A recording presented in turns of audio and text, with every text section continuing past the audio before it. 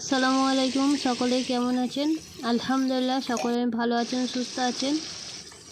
প্রতিদিনকার মতো আজকে একটি রেসিপি ভিডিও নিয়ে চলে এসেছি।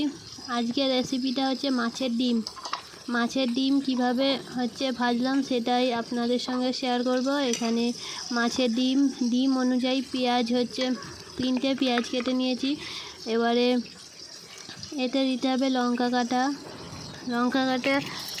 কেটে দিয়ে দিয়েছি। এবারে পরিমাণ মতো লবণ দিয়ে দিয়েছি। লবণের পর দিয়ে দেবো লঙ্কা গুঁড়োর পর দিয়ে দেবো হলুদ গুঁড়োর পর দিচ্ছি আদা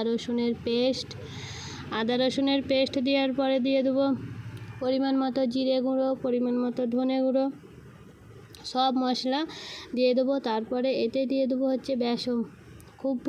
খুব বেশিও বেসন লাগবে না, অল্প বেসন দিয়ে ভালো করে পেঁয়াজ মশলাগুলো লঙ্কা ডিমের সঙ্গে ভালোভাবে মাখিয়ে নেবো চটকে, যাতে ডিমগুলো পেঁয়াজের সাথে ভালো করে মেখে যায়। তাই হাত দিয়ে ভালোভাবে মিক্সড করে নিচ্ছি। এখানে ডিমগুলো মিক্সড করা হয়ে গেছে মশলাগুলোর সাথে। এরপরে ভেজে নেব, তাই কড়াইয়ে অল্প পরিমাণ তেল দিয়ে দিয়েছি, বেশিও তেল নয়, অল্প তেল দিয়ে আস্তে আস্তে চাপটা করে দিয়ে দিচ্ছি। দিয়ে ভেজে নেব। বেশি মোটাও নয়, পাতলা করে দেবো, তাতে ভাজাটা সুন্দর হবে।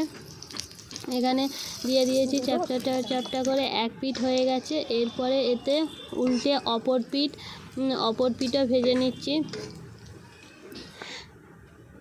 দেখুন ভাজা কমপ্লিট হয়ে গেছে, কত সুন্দর হয়েছে। এটি গরম গরম খেতে তো অসাধারণ লাগে, ভাতের সাথেও ভালো লাগে, এমনিও ভালো লাগে। আর রেসিপিটা কেমন লাগলো আপনাদের মতামত জানাবেন কমেন্ট বক্সে। আল্লাহ হাফিজ।